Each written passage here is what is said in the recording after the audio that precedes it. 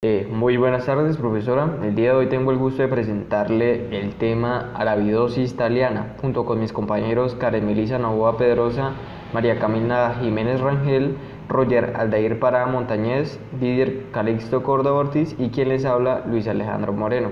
Al hablar de la historia, podemos hablar sobre el apelativo Thaliana, que hace referencia a la persona que hizo la primera descripción botánica, que fue Johannes Thal en el siglo XVI. Ese fue un médico botánico conocido como el padre de la floricultura. Pese a que está emparentada con numerosas plantas comestibles como la col, el nabo o la planta de la mostaza, esta especie no tiene interés comercial, pero en el ámbito científico esta mala hierba, como suele llamarse, acapara más atención que otras especies más bellas y exuberantes con mayor importancia económica o las que ya tenían una tradición en la investigación. Se introdujo en el laboratorio hace unos 40 años y actualmente son miles los investigadores que cada día intentan descubrir los secretos que hay detrás de su desarrollo, crecimiento o floración. En el año 2000 se obtuvo la secuencia de su genoma, siendo el primer genoma de planta secuenciado. Este hecho la situó por delante de otros modelos de importancia en agricultura como el tomate o el maíz. En su ambiente natural, esta especie, que genera tanto deseo de conocimiento, es una hierba como tantas otras. Su ciclo de vida dura unas 5 a 6 semanas en la naturaleza, con una única generación al año por lo general, pero en condiciones de laboratorio se pueden conseguir hasta 6 generaciones al año. Además, es una planta que presenta un genoma muy pequeño distribuido en tan solo 5 cromosomas, lo cual facilita mucho su utilización en estudios genéticos. Es nombrada como la reina de la investigación vegetal, pero ¿en qué criterios se basaron para elegir a esta planta como la reina de la investigación vegetal? Para entenderlo, primero debemos situar en el tiempo la primera vez que alguien planteó la posibilidad de utilizarla, y fue Friedrich Laibach y su equipo en el año 1943, argumentando que presentaba muchas facilidades para los estudios genéticos, ya que incluía un genoma pequeño y un ciclo de vida muy corto. Esta idea no se hizo popular ya que esta planta tiene unos cromosomas muy pequeños para observarlos al microscopio y en esa época no tenía ningún interés comercial. No fue hasta principios de la década de 1980 cuando se lograron 3 avances importantísimos que impulsarían totalmente la utilización en ciencia de esta planta. Se lograron identificar por mutación y mapear gran cantidad de genes en los cromosomas de la planta. Simultáneamente, con el descubrimiento de la importancia del análisis genético de plantas mediante el uso de mutantes, con el fin de caracterizar importantes procesos bioquímicos. Por último, se determinó que la cantidad de ADN presente en el genoma de Arabidopsis era la más pequeña encontrada en cualquier planta de semilla descrita hasta el momento. En las siguientes 3 décadas, numerosos investigadores por todo el mundo centraron su estudio en esta planta, logrando un enorme aumento en el conocimiento científico vegetal. El estudio genético, mediante la creación de mutantes en Arabidopsis, ha llevado al desarrollo de numerosas e importantísimas ideas en lo que al mundo vegetal se refiere, como son los sistemas de floración, crecimiento radicular, formación de tricomas, fotorrespiración, síntesis de pared celular, síntesis lipídica, biosíntesis, entre otras. La Arabidopsis thaliana también es una planta utilizada como modelo en lo que se refiere a la interacción de las plantas con su medio circundante. Esto incluye la respuesta frente a estreses de tipo abiótico, sequía, salinidad, heladas, etc., o el ataque producido por diferentes patógenos y plagas. Bueno, ¿qué es y cuál es su descripción? Arabidosis thaliana es una planta herbácea de la familia Brassicaceae que está distribuida por todos los continentes. Esta planta es de tamaño pequeño con una altura de 10 y 30 centímetros sin contar la raíz. Permite siembras de hasta 1000 plantas sobre metro cuadrado. Esta planta es anual y presenta un ciclo vital relativamente corto, pues inferior a 5 meses. Bueno, aquí tenemos el ciclo que empieza desde el día 0 con la siembra de la semilla. Seguidamente pues vemos la germinación o emergencia de la raíz. Después de 4 días podemos observar que la raíz ya está aún más pronunciada o más sobresaliente y pues ya tiene sus pelos absorbentes. Aquí ya podemos observar el desarrollo de las hojas en estado roseta.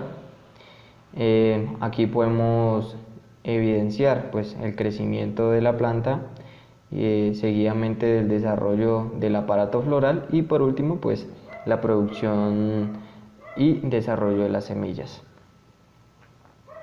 Bueno, esta planta es muy prolífica. Prolífica quiere decir que es capaz de producir muchas semillas. Esta planta tiene la capacidad de producir hasta 10.000 semillas por planta. Aquí podemos observar que es realmente abundante y pues estas son sus semillas de 3 milímetros cada semilla. Sus semillas son viables varios años. Esta planta es autógama. Esto quiere decir que es capaz de fecundarse por sí sola o autopolinizarse, ¿sí? Entonces en la antena pues, del estambre se libera el polen y cae al óvulo de la flor y pues ahí es donde se autofecunda o se autopoliniza. Encontramos que esa planta es fácil de cruzar y tiene un genoma muy corto, pues, pero con características típicas de otras angiospermas en cuanto a la morfología, taxonomía, crecimiento, desarrollo y pues respuestas a ambientes muy diversos. Encontramos que esta planta tiene un tallo erecto con ramificación un poco alejada de la base y pues desde la base de la planta está cubierto de pelos ramificados dispuestos muy densamente y cortos, como lo podemos observar aquí en la imagen. Bueno, en cuanto a las hojas de esta planta son simples, de elípticas a ovales con los bordes enteros. Tiene dos tipos de hojas, las basales que van de 2 por 0,5 centímetros y las arrocetadas, que estas son las que van pegadas al suelo, así como la podemos observar aquí, las que van pegadas al suelo y formando una roseta desde donde el centro pues va a salir el tallo. Y también se aprecia las que son las hojas caulinares, que estas son las que están a lo largo del tallo, como los podemos ver aquí. Y estas son más pequeñas como se aprecia aquí en la imagen, en comparación a las arrocetadas. Las flores, pues estas flores son hermafroditas con los atributos de ambos sexos, femenino y masculino, de unos 5 milímetros de diámetro, normalmente con 4 pétalos, mire, 1, 2, 3, 4, como lo podemos observar, y pues generalmente son blancos y espatulados. Se distinguen en ellas sin dificultad todos los órganos florales. El fruto es una silicua lineal, aparece del centro de la flor, alargado de unos 3 centímetros de longitud y 1 milímetro de anchura. Presenta un cilindro un poco arqueado y sin pelos. Estos contienen 2 cavidades en las que alojan las semillas ovoides en hilera sin tocarse entre ellas en un número elevado. En la madurez tienen un color anaranjado, son lisas y miden medio milímetro aproximadamente. Aquí podemos observar una imagen de la flor, que aquí encontramos el pistilo, la antera, que de aquí también procede el polen, y lo que es la fecundación o autopolinización. ¿Para qué? Para que se den las semillas en el óvulo. Tenemos los que son el pétalo, el sépalo y el septum, y pues los frutos, que son los que les mostré en este apartado, que aquí podemos ver las semillas o frutos de esta planta. Muchísimas gracias. Bueno, para continuar con la exposición de Arabidopsis thaliana, yo les voy a hablar un poco sobre las variedades naturales. Arabidopsis thaliana pues es una planta cosmopolita. Cosmopolita quiere decir que la podemos encontrar en diferentes continentes. Existe alguna excepción, que es el caso de Asia y África, porque por allá pues es poco abundante. Y también en regiones de América Latina también es escasa en algunas regiones. En climas cálidos y templados pues se le puede encontrar prados. También la podemos encontrar en márgenes de caminos y en terrenos abandonados. Es común encontrar este tipo de planta. Se ha identificado cientos de variedades con diferentes formas de crecimiento y tiempo de floración de Arabidopsis thaliana, y esto pues se debe a la adaptación a las condiciones ambientales. Pues digamos que esta planta se adapta a eso, y por eso se conocen diferentes tipos de lo que les decía, de crecimiento, forma o tiempo de floración. Algunas de ellas pues reciben la categoría de ecotipo, que quiere decir que es una subdivisión genética y ecológica de la especie por adaptación ambiental en las condiciones locales. En el caso del ciclo de vida de Arabidopsis thaliana, pues el ciclo de vida normal de esta planta es un ciclo de vida corto, generalmente pues inferior a un año, como lo muestra la diapositiva, pero en el caso de los laboratorios se puede completar en un periodo de entre 6 a 8 semanas. En climas templados, esta planta florece entre los meses de febrero y junio. Como todos sabemos, la flor pues es el órgano reproductivo y la contiene pues los estambres, que es el aparato masculino, y los carpelos, que sería el aparato femenino. El grano del polen pues se une al óvulo, que está situado en el ovario, y pues resulta la fecundación, que es la semilla. Cuando el fruto está preparado, se abre y dispersa las semillas, que estas pues llegan al suelo y se mantienen en estado durmiente hasta que se dan las condiciones ambientales adecuadas para que se dé la germinación y pues ya se dé una nueva planta de Arabidopsis thaliana. En este tipo de planta también encontramos algunas familias y parientes que comparten un amplio abanico de especies de interés agrícola, como en el caso del col, Brassica oleracea. También encontramos el nabo, que es Brassica napus, el rábano, que es Rabanus sativus, y encontramos también la mostaza, Brassica campestre, encontramos la mostaza blanca y negra, y también está emparentada con la rúcula, Eruca basicaria. Estos son algunos de los ejemplos que pues hacen parte de la amplia familia de las brasicáceas a las que pertenece pues Arabidopsis thaliana. Dentro del género de Arabidopsis thaliana pues se agrupan 9 especies y 8 subespecies. Siguiendo la exposición, a mí me toca hablar de la importancia. Entonces, la Arabidopsis thaliana es la planta más estudiada del mundo a nivel genético y fisiológico, y se encuentra distribuida por todos los continentes, adaptada al hábitat en el que viven, lo que implica un interés variable genético de sus poblaciones silvestres. Según estudios que se han realizado, han localizado poblaciones de la Arabidopsis thaliana en Cataluña y han constatado que la mitad se encuentra en zonas costeras y utilizan diversos mecanismos para cubrir el estrés salino, que permite reproducirse y vivir mejor en los suelos salinos que en otros suelos o en otras partes de Cataluña.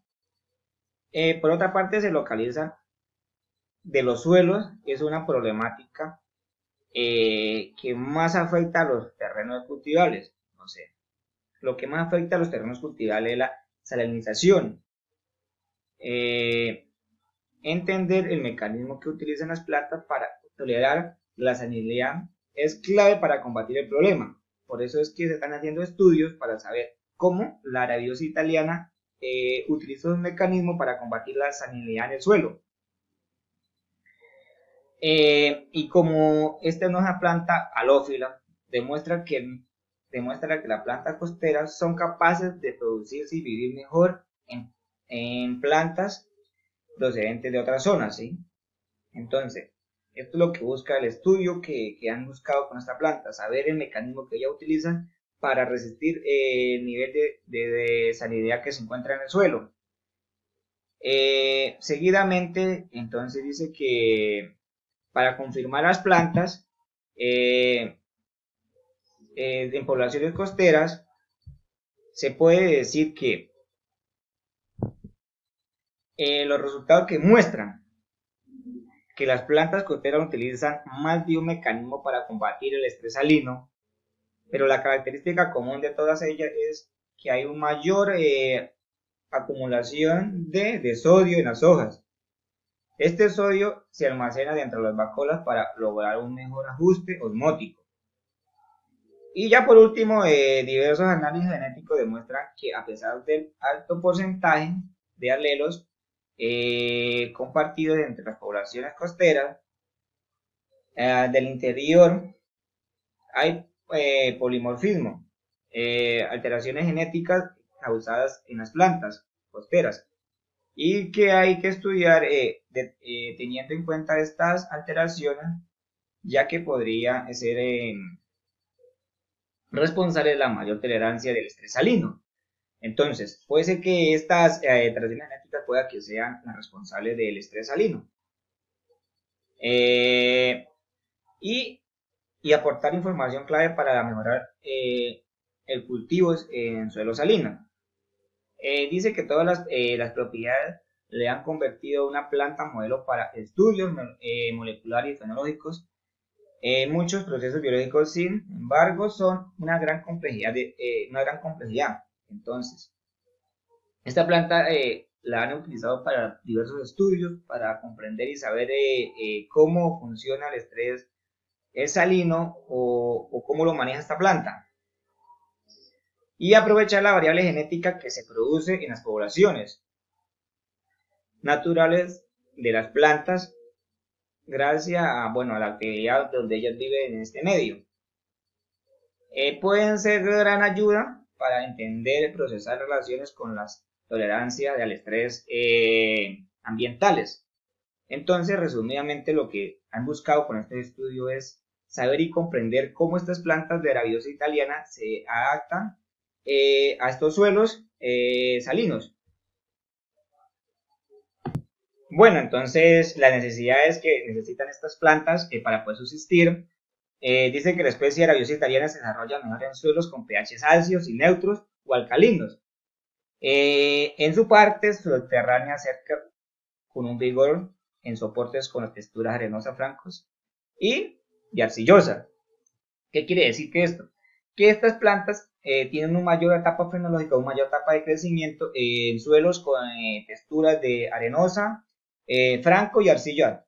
¿Por qué? Porque tienen su gran cantidad de materia orgánica, por su alto contenido de minerales y por eso es que se adaptan a ellas.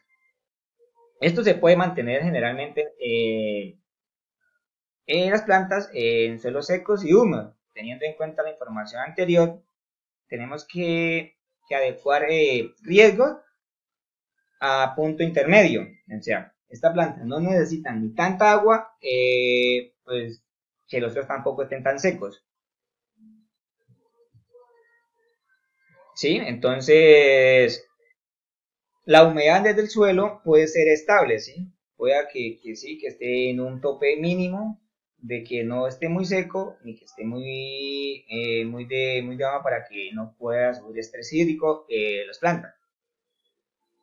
Teniendo en cuenta los factores tales como la temperatura, por ejemplo, la temperatura, la alta de radiación solar, las bajas precipitaciones, la exposición al sol, la humedad ambiental, o sea, la humedad que se encuentra en el ambiente, o qué factores ambientales las pueden afectar a estas plantas y pueden afectar la textura o el soporte. En cuanto a sus necesidades lumínicas, podemos acelerar que es mediante y pueden situarse en lugares con sombra o semisombra o expuestamente directamente al sol.